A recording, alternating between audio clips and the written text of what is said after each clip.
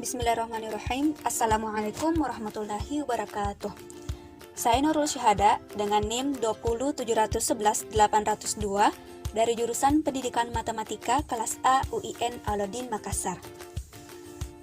Baik, pada mata kuliah analisis data dengan dosen pengampunya yaitu Ibu Andika Prasastya Brar, SSI MPD. Nah, pada kesempatan kali ini saya akan menjelaskan cara menyelesaikan contoh kasus yang menggunakan uji Paired Sample T-Test. Nah, sebelumnya kita harus tahu apa itu Paired Sample T-Test. Nah, Paired Sample T-Test ini merupakan uji yang digunakan untuk mengetahui apakah terdapat perbedaan rata-rata dua sampel yang berpasangan. Nah, untuk lebih jelasnya, contohnya adalah sebagai berikut. Nah, di suatu kampung diadakan pelatihan memasang infus. Nah, kita mau mengetahui apakah ada perbedaan waktu yang dibutuhkan perawat untuk memasang infus sebelum dan sesudah mengikuti pelatihan. Nah, karena itu kita mengambil sampel acak yaitu sebanyak 10 orang perawat.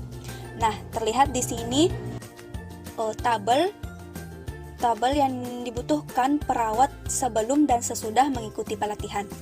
Nah, kita akan mencari apakah ada perbedaan rata-rata sebelum dan sesudah perawat ini melakukan pelatihan dengan uji taraf nyatanya yaitu 5%.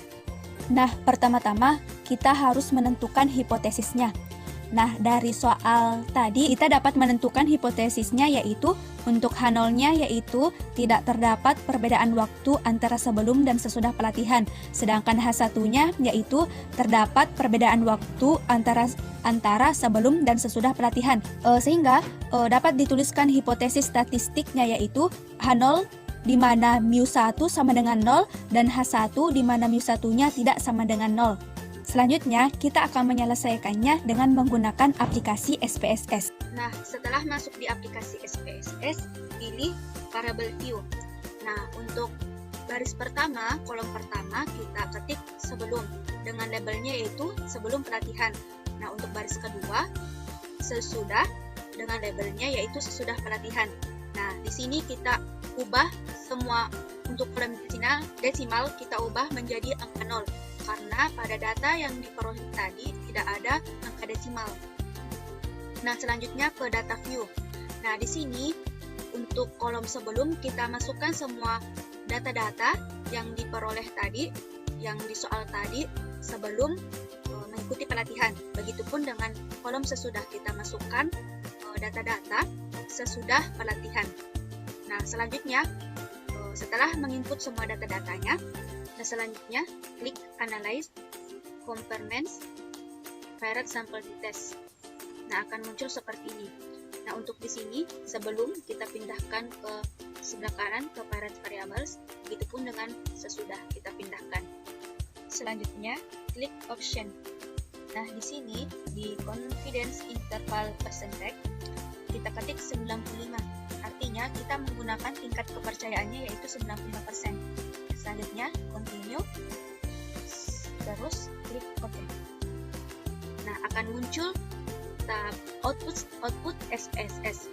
Nah, yang pertama untuk output pertama Paired Sample Statistic.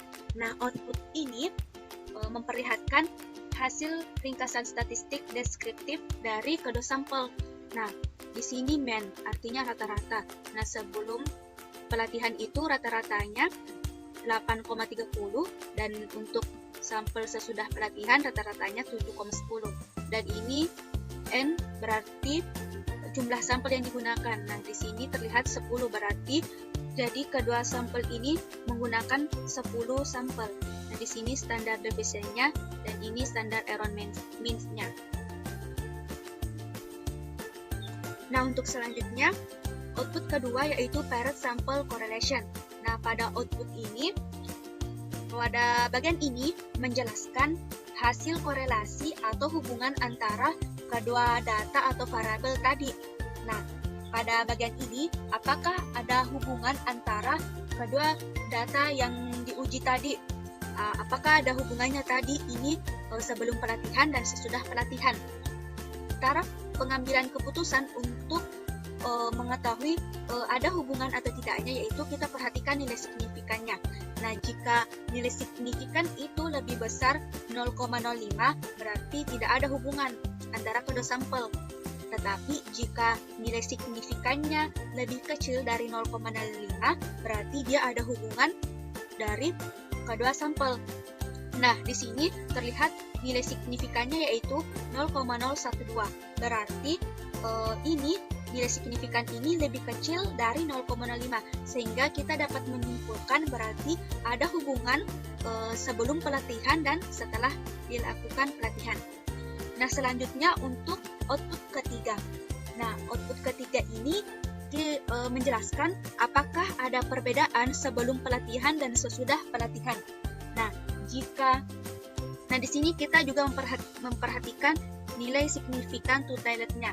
Nah, jika diketahui nilai signifikan totality-nya itu lebih kecil dari 0,05, maka terdapat perbedaan yang signifikan antara kedua sampel.